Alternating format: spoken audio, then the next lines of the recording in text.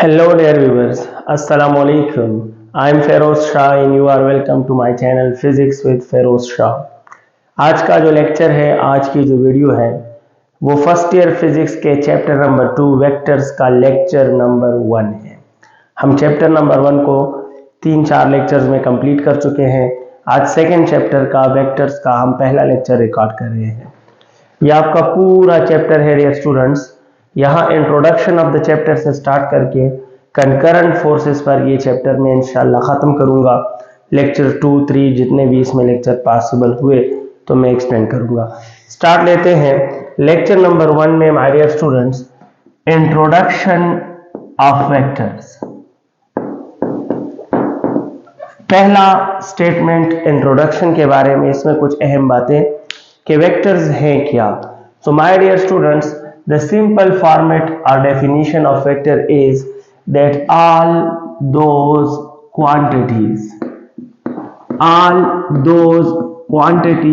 require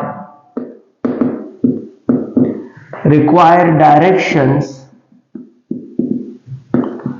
along with values या magnitudes, वो सारे क्वांटिटीज जिनको डायरेक्शन दरकार होती है, जिन्हें डायरेक्शन की ज़रूरत होती है अपने मैग्नीट्यूड्स के साथ साथ, direction along with magnitudes during calculations. By calculations के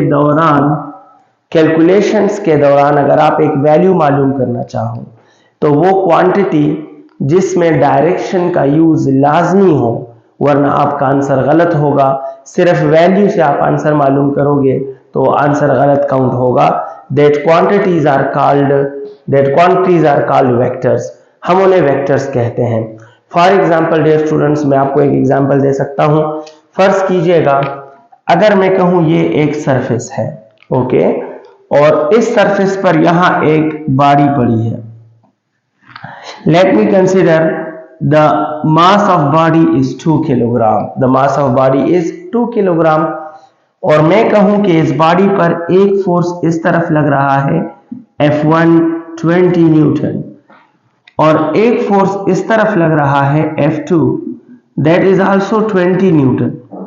और मैं आपसे कहूं कि इसका एक्सेलरेशन क्या होगा, तो आप एक्सेलरेशन कैलकुलेट करोगे तो आप लिखोगे F1 plus F2 divide by mass, Newton second law है।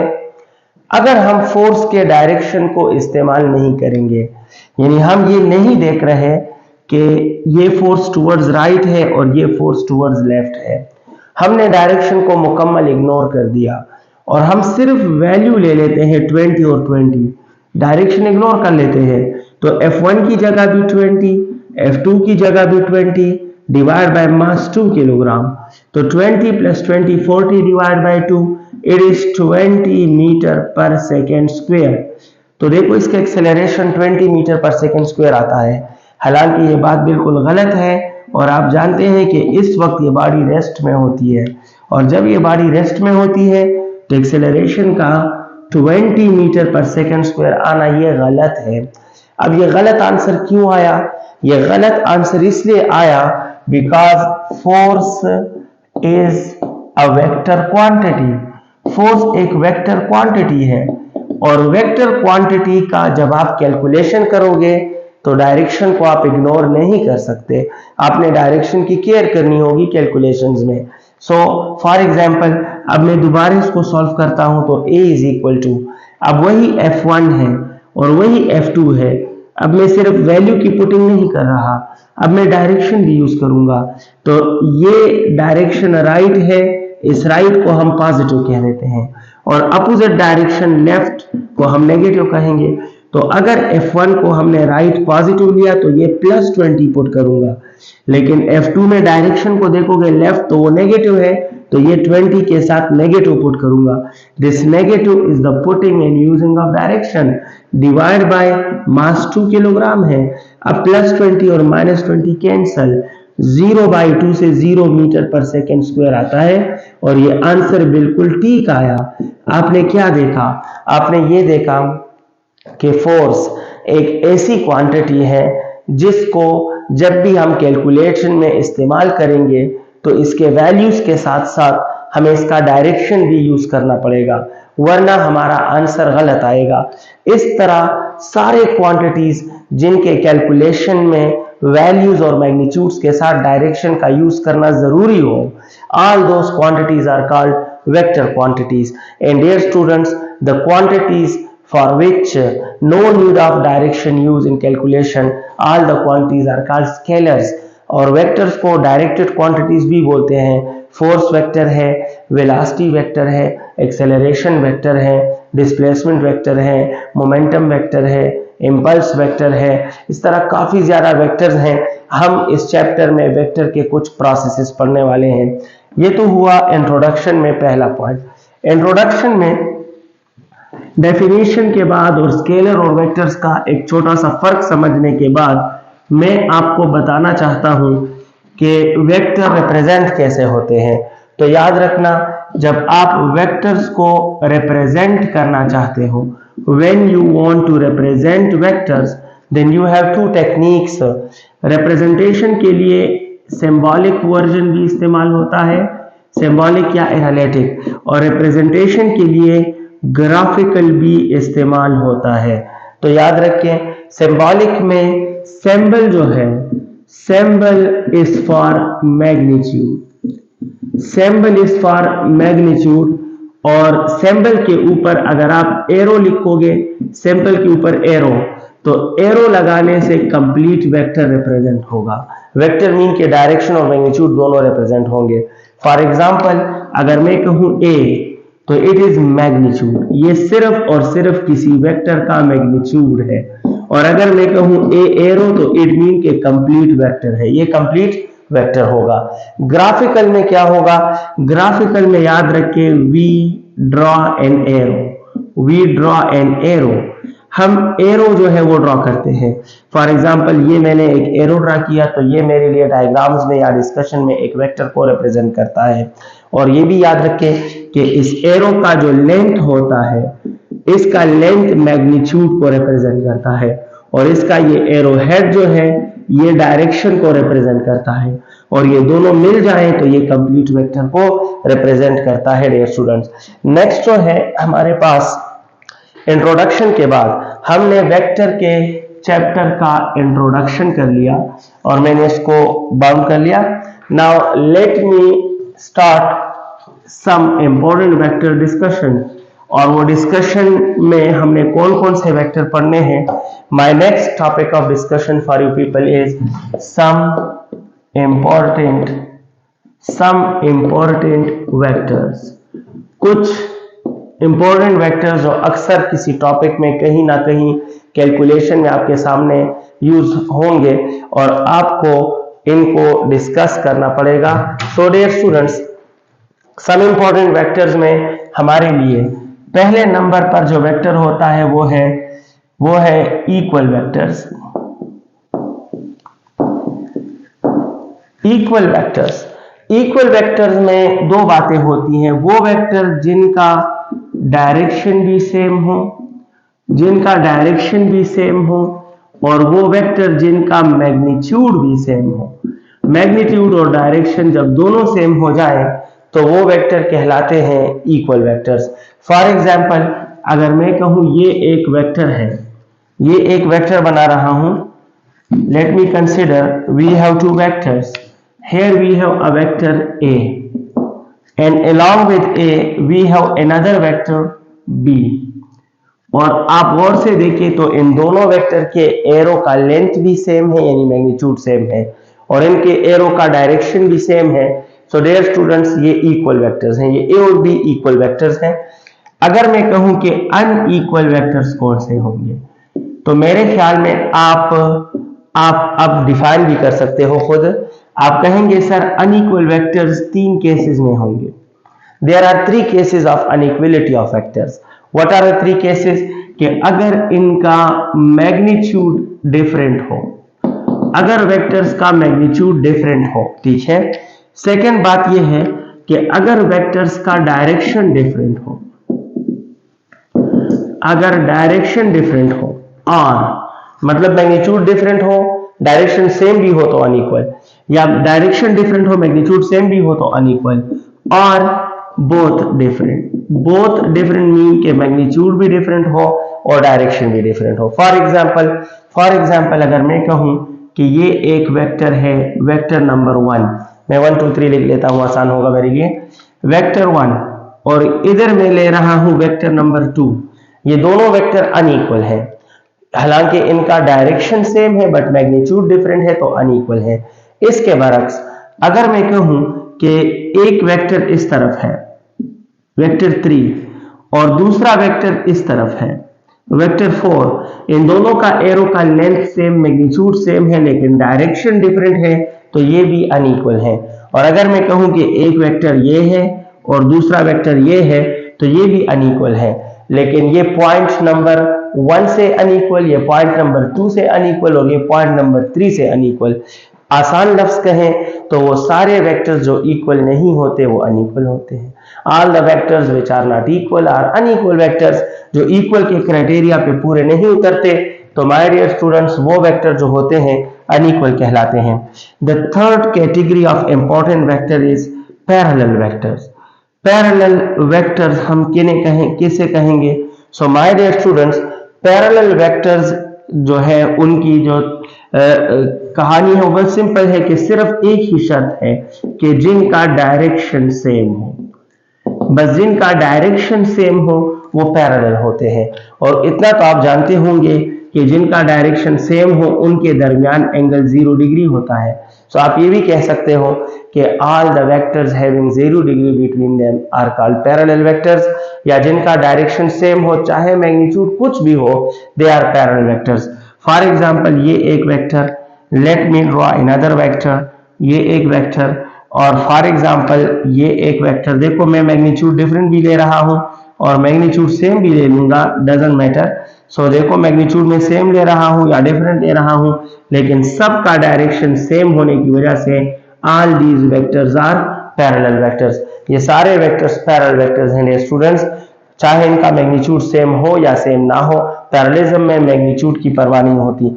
अच्छा, कुछ स्टूडेंट्स कहेंगे, सोचेंगे कि sir what is the difference between parallel vector and equal vectors? Differences काफी ज्यादा है, मैं एक बताता हूं। All equal vectors are always parallel. भाई जो इक्वल होते हैं उनका पैरेलल होना लाजमी है, लेकिन जो पैरेलल होते हैं वो इक्वल भी हो सकते हैं और अनइक्वल भी हो सकते हैं। All parallel are not always equal, but all equal are always parallel vectors. Next factor की तरफ जाएंगे।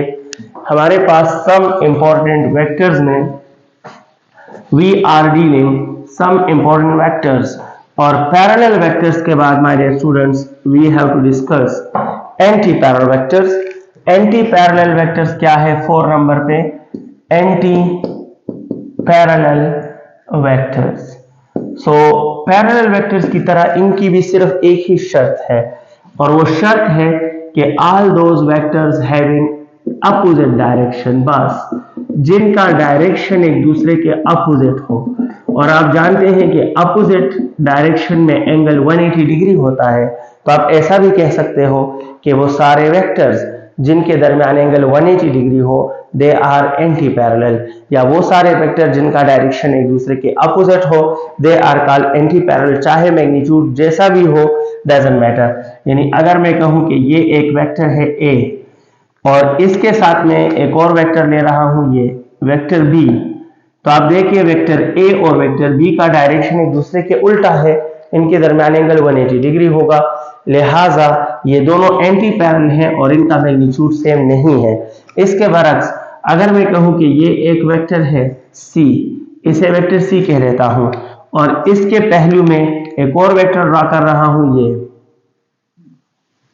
ये वेक्टर डी है, तो आप देखो ये दोनों अपोजिट डायरेक्शन में है, ये एंटी पैरेलल है और इनका मैग्नीट्यूड सेम है और इनका मैग्नीट्यूड सेम नहीं है, लेकिन दोनों एंटी पैरेलल हैं बिकॉज एंटी पैरेललिज्म मैग्नीट्यूड पे डिपेंड नहीं करता। एक छोटा सा अगर क्वेश्चन आपसे करूं या आपको एक पॉइंट बता दूं, याद रखिए पैरेलल वेक्टर्स की मैक्सिमम तादाद इंफिनिटी तक हो सकती है और मिनिमम तादाद 2 होती है पैरेलल की, लेकिन एंटी पैरेलल वेक्टर्स की मैक्सिमम तादाद भी 2 हो सकती है और मिनिमम भी 2 हो सकती है। ये 2 ही एंटी पैरेलल है, इनके साथ तीसरा एंटी पैरेलल आप ड्रा नहीं कर सकते। इस तरह इनके साथ भी तीसरा एंटी पैरेलल आप ड्रा नहीं कर सकते। पॉइंट नंबर 5 या इंपॉर्टेंट वेक्टर नंबर 5, और इंपॉर्टेंट वेक्टर नंबर 5 जो है वो है नेगेटिव वेक्टर्स। नेगेटिव वेक्टर्स क्या होते हैं? तो नेगेटिव वेक्टर्स में जनाब पहली शर्त है कि pair of vectors, pair of vectors. Negative vectors में कम से कम 2 वेक्टर्स होंगे, हमेशा 2 वेक्टर्स होंगे। पेयर ऑफ वेक्टर्स होगा। दूसरी शर्त क्या है? पेयर ऑफ वेक्टर जिनका मैग्नीट्यूड आपस में इक्वल हो, मैग्नीट्यूड बराबर हो, लेकिन इनका डायरेक्शन जो है वो अपोजिट हो। इनका डायरेक्शन एक दूसरे के अपोजिट हो तो ये दोनों एक दूसरे के नेगेटिव वेक्टर्स कहलाएंगे। क्या मतलब? अगर मैं कहूं कि ये एक वेक्टर है ए, मैंने इसको ए कहा, तो इसका बिल्कुल इस जितना वेक्टर, बिल्कुल इस जितना वेक्टर मैग्नीट्यूड बराबर होना लाजमी है और डायरेक्शन अपोजिट हो।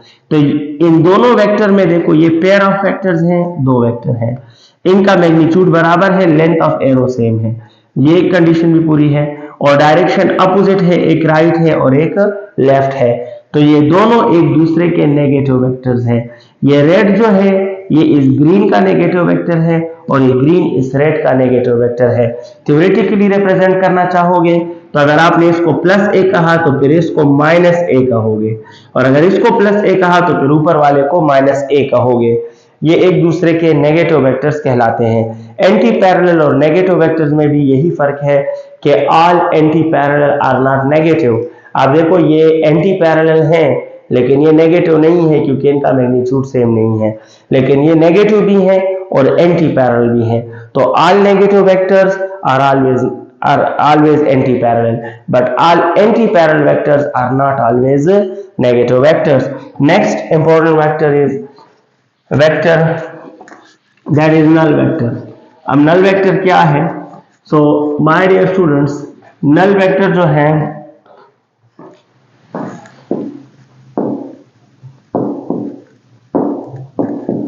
नल वेक्टर वेक्टर्स में वो वेक्टर होता है जिसका मैग्नीट्यूड नहीं होता, मैग्नीट्यूड इसका बिल्कुल 0 होता है और इसका जो डायरेक्शन होता है आर्बिट्ररी होता है।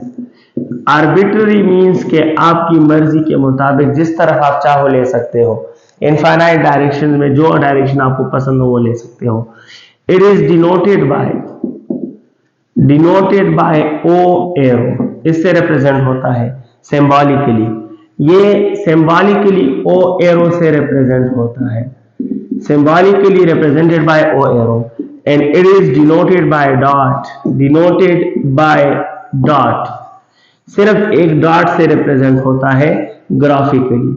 अगर आपसे कोई कहे कि what is the graphical representation of null vector, dot is the graphical representation of null vector. What is the symbolic representation of null vector? It is o ऊपर arrow. Null vector is also called zero vector. It is also called the nothing of vector. जब vectors के calculations में आपको कोई result बाकी ना मिले, जब सारी चीजें कैंसिल या खत्म हो जाएं, तो वहां पर हम नथिंग को नल वेक्टर से रिप्रेजेंट करते हैं। ये नल वेक्टर हो गया। इसके बाद है यूनिट वेक्टर। यूनिट वेक्टर में कुछ अहम बातें हैं। पहली बात कि यूनिट वेक्टर वो वेक्टर होता है जिसका magnitude equal to 1। The vector having magnitude equal to 1 is called unit vector. It is only used for direction representation. ये वेक्टर के डायरेक्शंस को रिप्रेजेंट करने के काम आता है। यूनिट वेक्टर को हम डायरेक्शन के तौर पर रिप्रेजेंट करते हैं और या डायरेक्शन को इससे रिप्रेजेंट करते हैं। तीसरा पॉइंट इसमें यह है कि it is denoted by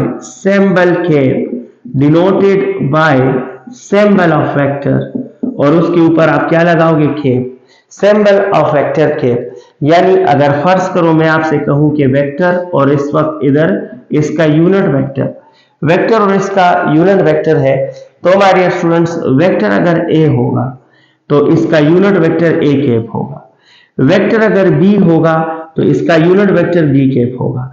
vector अगर एफ होगा तो इसका यूनिट वेक्टर एफ कैप होगा। अब ये भी सुन लें कि ए वेक्टर है तो ए कैप यूनिट वेक्टर भी आप इसे कह सकते हो और आप इसे डायरेक्शन ऑफ ए भी कह सकते हो। You can also say direction of vector A. इसी तरह ये B cap unit vector of B है, लेकिन आप इसे डायरेक्शन ऑफ बी भी कह सकते हो, डायरेक्शन ऑफ बी।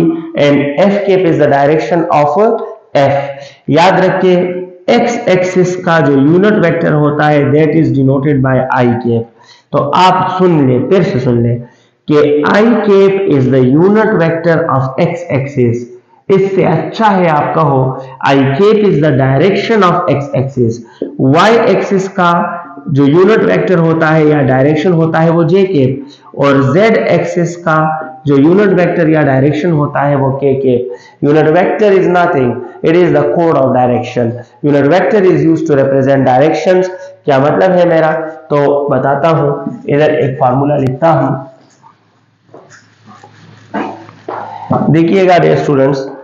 अगर मैं आपसे कहूं कि एक वेक्टर है, मैंने क्या लिखा, वेक्टर लिखा, तो राइट साइड पे क्या होगा, आप कहेंगे सर वेक्टर है तो इसमें दो बातें होंगी, मैग्नीट्यूड होगा और डायरेक्शन होगा। सो डियर स्टूडेंट्स, वेक्टर लिखा तो राइट साइड पर दो चीजें प्रोवाइड करना लाजमी है, एक मैग्नीट्यूड और एक डायरेक्शन। लेकिन अभी अभी आपने एक सेंटेंस लिखा है that unit vector is used for direction, यानी डायरेक्शन की जगह आप यूनिट वेक्टर का इस्तेमाल कर सकते हो। तो वेक्टर हमारे पास आया इक्वल टू मैग्नीट्यूड अपनी जगह पे आया, और डायरेक्शन की जगह you can write unit vector.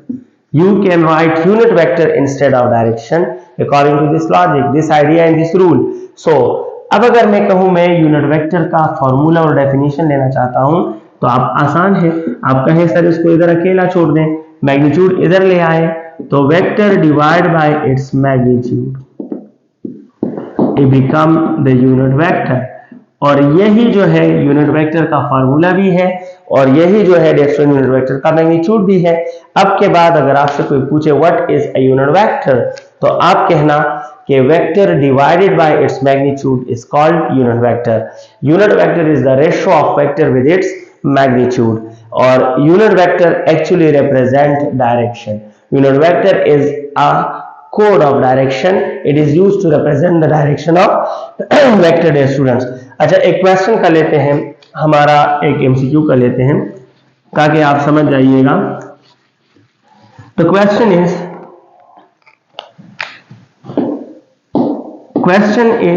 that if vector A is equal to 20 right, if vector A is equal to 20 right, then its unit vector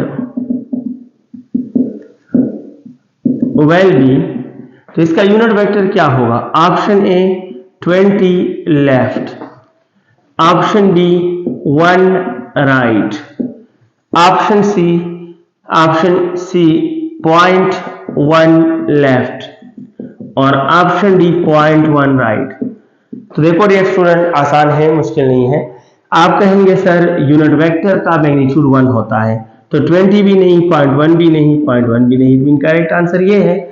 और दूसरा कॉन्सेप्ट क्या है, दूसरी बात ये है कि यूनिट वेक्टर का डायरेक्शन वेक्टर के सेम होता है, तो वेक्टर का डायरेक्शन भी राइट है और इसका डायरेक्शन भी राइट है।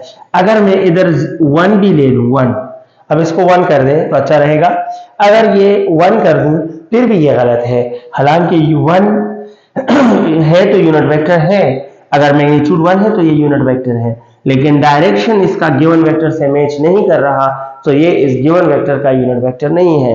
यानी गिवन वेक्टर के यूनिट वेक्टर का डायरेक्शन उस वेक्टर के सेम होना चाहिए। नेक्स्ट जो है सम इंपॉर्टेंट वेक्टर्स हमने डिस्कस कर लिए, और after discussion of some important vectors let me proceed towards, हम सम इंपॉर्टेंट वेक्टर्स से भी जान छुड़ा चुके हैं। The next topic of discussion is rectangular components। rectangular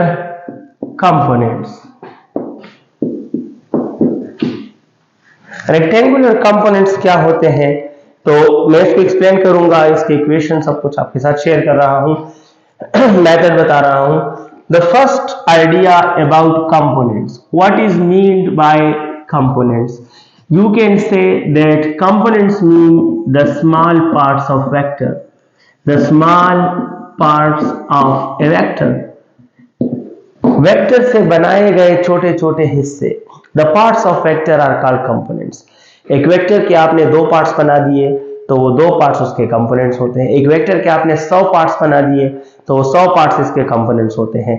और जब ये एक पार्ट है, कंपोनेंट वेक्टर का ही एक पार्ट होता है, वेक्टर का ही एक पार्ट होता है, तो पार्ट हमेशा वेक्टर से छोटा होगा।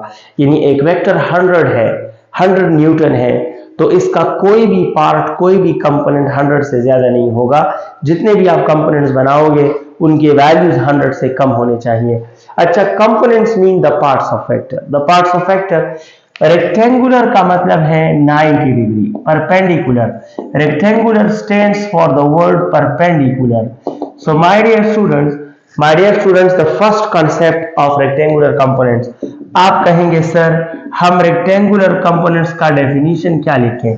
What will be the definition of rectangular components? So my dear students, I will provide the definition like this कि रेक्टेंगुलर कंपोनेंट का डेफिनेशन क्या होगा। अब तो आप समझ गए, तो आप लिख सकते हो कि sir the parts of a vector which are the parts of vector which are perpendicular to each other. The parts of vector which are perpendicular to each other are called rectangular components. Rectangular components क्या है? तो मैंने आपसे कहा कि भाई vectors के वो parts, the parts of a vector which are perpendicular to each other. Components mean parts of vector, rectangular mean perpendicular. They are called rectangular components. Now definition तो क्लियर हो गया, मैं रिमूव करूंगा। डेफिनेशन के बाद next aspect, rectangular components का definition के बाद नेक्स्ट एस्पेक्ट क्या होगा? नेक्स्ट एस्पेक्ट होगा ड्राइंग ऑफ रेक्टेंगुलर कंपोनेंट्स। आपको ये बताना होगा कि रेक्टेंगुलर कंपोनेंट्स आप बनाते कैसे हो। एक वेक्टर के रेक्टेंगुलर कंपोनेंट्स बनाते कैसे हो? तो बहुत ही आसान है, और वो आसान स्टेप है दो। only two steps are there to draw the rectangular components of a vector.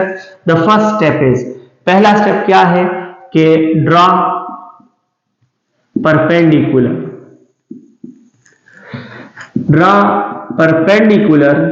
from the head of vector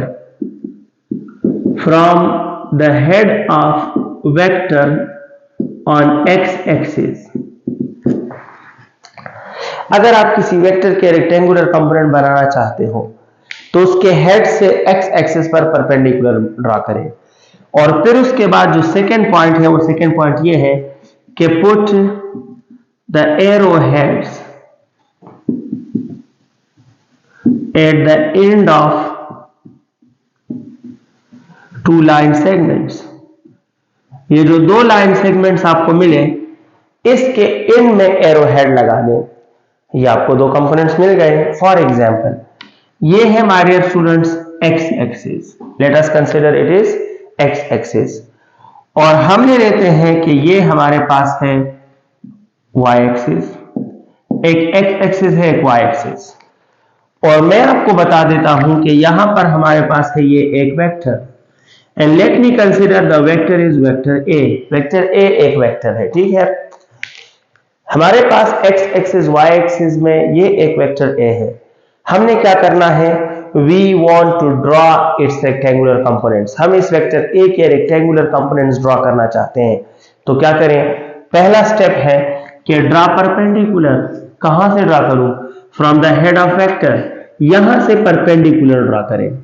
अब किसको परपेंडिकुलर ड्रॉ करूं? ऑन एक्स एक्सिस, तो यहां से बिल्कुल सीधा परपेंडिकुलर ले आए एक्स एक्सिस पर, ड्रॉ हो गया। तो समझो आपका पहला स्टेप ड्रॉइंग रेक्टेंगुलर कंपोनेंट हो गया। अब दूसरा स्टेप क्या कहता है कि put the arrow heads at the end of line segments. In line segments के एंड में एरो हेड्स लगा दीजिएगा। तो देखो एक लाइन सेगमेंट आपको ये मिला, यहां आप एरो हेड लगा दें, और एक लाइन सेगमेंट आपको ये मिला, इसके एंड में भी एक एरो हेड लगा दें। सो जनाब आपको दो छोटे वेक्टर मिल गए। अब गौर फरमाइएगा, ये वेक्टर था गिवन वेक्टर जो हमें गिवन होगा, और ये दो हमने इस वेक्टर के पार्ट्स बना दिए, छोटे पार्ट्स बना दिए। तो जो पार्ट्स बन गए वो कंपोनेंट्स हैं। ये दोनों वेक्टर इसी से बने हैं, तो ये इसके कंपोनेंट्स हैं, और ये इसके कंपोनेंट्स हैं। लेकिन कौन से कंपोनेंट्स हैं? तो आप मुलाहिजा करें, इनके दरमियान जो एंगल है दैट इज 90 डिग्री, और एंगल 90 डिग्री होने की वजह से ये ब्लैक और ये रेड वेक्टर जो बन गए, ये इस ग्रीन वेक्टर के रेक्टेंगुलर कंपोनेंट्स हैं। अब इनके नाम क्या होंगे? तो याद रखिएगा, हर वेक्टर का अपना एक एंगल होता है, and that angle is denoted by theta. Her vector का अपना पार्टिकुलर एंगल होता है, that is denoted by theta. ये भी याद रखिए कि जो थीटा के बिल्कुल सामने है, इसका नाम रखा गया है वाई कंपोनेंट। इसको वाई कंपोनेंट से कहते हैं, और it is denoted by A Y. इसको हम ए वाई से जाहिर करते हैं। ए मीन के ए का कंपोनेंट है, और वाई मीन के वाई कंपोनेंट है। इसी तरह ये जो कंपोनेंट बना जो थीटा को टच कर रहा है, it is called x component. इसको एक्स कंपोनेंट कहा जाता है, और it is denoted by A x. A mean के ए का कंपोनेंट है, और एक्स मीन के एक्स कंपोनेंट है। सो अभी हमने इस डायग्राम में दो रेक्टेंगुलर कंपोनेंट्स हासिल किए। अगर मैं कहूं कि हमारे साथ इस डायग्राम में वेक्टर कौन सा है, तो आप कहें सर वेक्टर तो ए है। अगर मैं कहूं इसके रेक्टेंगुलर कंपोनेंट्स कौन से हैं, तो यू हैव टू से कि सर इस वेक्टर के दो रेक्टेंगुलर कंपोनेंट्स बन चुके हैं। हमने इसके दो रेक्टेंगुलर कंपोनेंट बना लिए हैं। एक का नाम है एक्स कंपोनेंट, और एक का नाम है y component. It is denoted by A X and it is denoted by A Y, और एरो लगा दें क्योंकि ये भी वेक्टर्स हैं। वेक्टर के कंपोनेंट्स भी वेक्टर्स ही होते हैं डियर स्टूडेंट्स। हमने रेक्टेंगुलर कंपोनेंट्स को डिफाइन किया, फिर हमने रेक्टेंगुलर कंपोनेंट्स को बनाना सीखा, how we can draw rectangular components of a vector. फिर हमने इसके नाम रखे, जो थीटा के सामने होगा वो y कंपोनेंट होगा, जो थीटा को टच करेगा वो x कंपोनेंट होगा। फिर हमने इसके सिंबल्स रखे। अब इनके कुछ इक्वेशंस हैं, 4 इक्वेशंस हैं इस टॉपिक में, तो हम रेक्टेंगुलर कंपोनेंट्स के मुख्तलिफ इक्वेशंस ड्रॉ कर रहे हैं या इक्वेशन डिराइव कर रहे हैं। बहुत आसान है, आसान से इक्वेशन है, आप गौर तो कीजिएगा। How many equations you have to derive? सोच लें, शाबाश। तो आप कहेंगे सर एक डायग्राम में रेक्टेंगुलर कंपोनेंट्स के इस डायग्राम में 4 चीजें हैं। देखो, एक इसमें ए है, एक इसमें थीटा है, एक इसमें ए एक्स है, और एक इसमें ए वाई है। एक इस डायग्राम में ए है, एक थीटा है, एक ए एक्स है, एक ए वाई है, और हमें इन चारों का फॉर्मूला चाहिए। सो माय डियर स्टूडेंट्स, आप गौर फरमाइएगा, ए यहां किस चीज का काम कर रहा है, तो आपको कहना चाहिए sir A play the role of hypotenuse. A Y यहां परपेंडिकुलर का काम कर रहा है, और ए एक्स यहां बेस का काम कर रहा है। सो सबसे पहले मैं ए का फार्मूला हासिल करने के लिए पाइथागोरस थ्योरम इस्तेमाल करता हूं। आप देखें तो मैं लिख रहा हूं कि according to Pythagoras theorem, according to Pythagoras theorem, Pythagoras theorem के मुताबिक मैं लिख सकता हूं कि वेक्टर ऐसा लिख देता हूं, hypotenuse square is equal to base square plus perpendicular square. ठीक है, तो हाइपोटेन्यूज का काम ए कर रहा है, मैं ए स्क्वायर लिखूंगा। बेस का काम ए एक्स कर रहा है, मैं ए एक्स लिखूंगा, और परपेंडिकुलर का काम ए वाई कर रहा है, तो मैं ए वाई लिखूंगा। मुझे ए चाहिए। ए हासिल करने के लिए दोनों साइड्स का मैं रूट लूंगा, ये रूट और स्क्वायर कैंसल, तो वेक्टर ए का magnitude is equal to under root X component का स्क्वायर प्लस वाई कंपोनेंट का स्क्वायर। समझ गए हो? तो ये हमारे पास इक्वेशन आया। इस इक्वेशन में ये आप कब यूज करोगे? ये तब यूज करोगे जब आपको एक वेक्टर के दोनों कंपोनेंट्स गिवन हो और आपसे कहे कि मैग्नीट्यूड ऑफ वेक्टर क्या होगा। इस फार्मूले का हम यूज भी पढ़ लेते हैं। The use of this equation will be like this. अगर मैं आपसे क्वेश्चन आपको दे दूं that if the X component is 3 metre and Y component of a vector is 4 meter, what is the magnitude of vector? बताएं कि vector का magnitude क्या होगा। तो इस तरह के क्वेश्चन में आप ये फार्मूले इस्तेमाल करोगे। जब आपको x कंपोनेंट भी गिवन होगा, जब आपको y कंपोनेंट भी गिवन होगा और ये आप मालूम करोगे, मैग्नीट्यूड ऑफ वेक्टर मालूम करोगे, तो आप कहोगे sir a is equal to under the root x component का स्क्वायर प्लस y कंपोनेंट का square is equal to under root x component 3 है तो 3 स्क्वायर प्लस y कंपोनेंट 4 है 4 स्क्वायर, स्क्वायर लेने 8 करें, आप देखोगे आपके पास आंसर आएगा 5 और इस वक्त वेक्टर का मैग्नीट्यूड होगा 5। अच्छा माय स्टूडेंट्स, एक तो हो गया, ए फिनिश्ड। अब नेक्स्ट हम ले रहे हैं थीटा। थीटा का फॉर्मूला लेने वाले हैं यानी ये थीटा का इक्वेशन चाहिए। तो इसके लिए क्या करें, टू फाइंड थीटा, अगर मैं कहूं कि as we know that tangent theta जो होता है that is always equal to perpendicular divide by base. ये आप क्लास 9-10 से पढ़ते आए हो। Tangent theta is equal to perpendicular divide by base. So my dear students, अगर मैं कहूं कि टेंजेंट थीटा की जगह टेंजेंट थीटा, परपेंडिकुलर का काम यहाँ ए वाई कर रहा है और बेस का काम ए एक्स कर रहा है। So theta is equal to tangent inverse A Y divide by A X. ये फार्मूला है to find angle of vector, angle of vector. और इस फार्मूले के यूज के लिए आप क्वेश्चन समझ लें। अगर मैं आपके लिए क्वेश्चन लिख दूं that if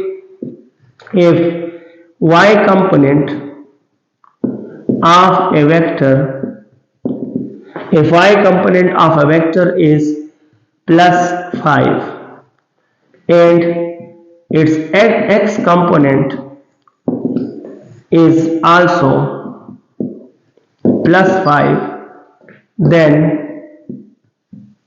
what is angle of vector?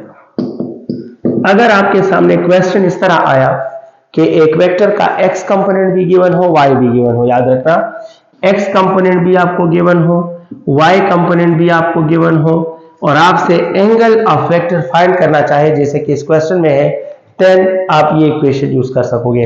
ये इक्वेशन यूज करोगे तो आप कहोगे as we know that theta is equal to tangent inverse A Y by A X, और टेंजेंट इनवर्स की जगह टेंजेंट इनवर्स ए वाई भी 5 और ए एक्स भी 5, एक्स और वाई दोनों 5 कैंसिल, तो it is tangent inverse 1। Calculator से मालूम करेगा आंसर इज 45 डिग्री। यानी ये वेक्टर जिसका y कंपोनेंट भी 5 हो, वो वेक्टर जिसका x कंपोनेंट भी 5 हो, वो वेक्टर दरअसल कौन सा एंगल बनाएगा, उस वेक्टर का एंगल होगा 45 डिग्री। अच्छा नेक्स्ट जो है थीटा का कैलकुलेशन भी हो गया, इसका इक्वेशन भी आप समझ गए। So my dear students, let me proceed toward the third aspect. अगर आपको ax का फार्मूला चाहिए तो for this we can say that as cos of theta is equal to base divide by hypotenuse. Agree. Next step जो होगा, मैं कहूंगा कि cos of theta is equal to base का काम ax कर रहा है, हाइपोटेन्यूज का काम a कर रहा है। आप इस a को इस तरफ लाओगे तो मल्टीप्लाई हो जाएगा, तो ये बन जाएगा a cos of theta is equal to ax। ये इसके बराबर है या इसके बराबर है, एक ही तो बात है।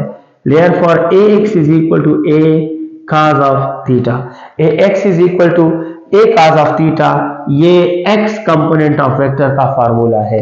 ये आप तब यूज करोगे जब आपको वेक्टर का मैग्नीट्यूड भी गिवन हो, वेक्टर का एंगल भी गिवन हो और आपसे x कंपोनेंट मालूम करवाना चाहे। फॉर एग्जांपल अगर मैं क्वेश्चन आपको दे दूं that if 100 Newton of a vector is making 60 degree, what is it's x component. तो इसका x कंपोनेंट कितना होगा, एक 10 न्यूटन का वेक्टर है और वो 60 डिग्री बना रहा है, तो उसका x कंपोनेंट क्या होगा। सोल्यूशन के लिए आप इस्तेमाल करोगे ax is equal to a cos of theta. Vector a की वैल्यू आपको 10 दी है तो 10, cos की जगह cos और थीटा की जगह 60। कैलकुलेटर से मालूम करें cos ऑफ 60 इज 0.5 और 0.5 multiply by 10, the answer is 5। इस तरह के क्वेश्चन को सॉल्व करने के लिए आप ये इक्वेशन इस्तेमाल करोगे। My next question, my next derivation is ay। To find the equation for y component of vector, we have to use, as we know that sin theta is equal to perpendicular divide by hypotenuse. आप जानते हैं sine theta is equal to perpendicular by hypotenuse. So मैं लिख सकता हूं कि sine theta is equal to perpendicular की जगह है ए वाई हाइपोटेन्यूज ए, ये इस तरफ शिफ्ट करें तो आपको मिल जाएगा a sine theta is equal to a y. ये इसके बराबर या इसके बराबर यही तो बात है। तो therefore a y is equal to a sine theta. ये इक्वेशन आप तब इस्तेमाल करोगे जब आपको वेक्टर का मैग्नीट्यूड गिवन होगा, वेक्टर का एंगल गिवन होगा और आपको y कंपोनेंट ऑफ वेक्टर मालूम करना पड़ेगा। So you have to use this equation. अभी जो क्वेश्चन लिखा था उस क्वेश्चन में अगर आप लिख के फाइंड द y कंपोनेंट, तो x कंपोनेंट के लिए cos ऑफ थीटा वाला फार्मूला और y कंपोनेंट के लिए फिर आप sin थीटा का फार्मूला इस्तेमाल करोगे, तब जाकर आपको y कंपोनेंट मिलेगा। ये था my dear students rectangular components of a vector. I think it's enough. Lecture number 1 के लिए यहाँ तक काफी है। इंशाल्लाह जल्दी हम लेक्चर नंबर 2 में मुलाकात करेंगे और मैं एडिशन ऑफ वेक्टर से स्टार्ट करूंगा। जितना पॉसिबल हुआ उसमें डिस्कस करूंगा। अपना ख्याल रखिएगा, वीडियो देखते रहिएगा, शेयर कीजिएगा, मुझे फीडबैक दीजिए।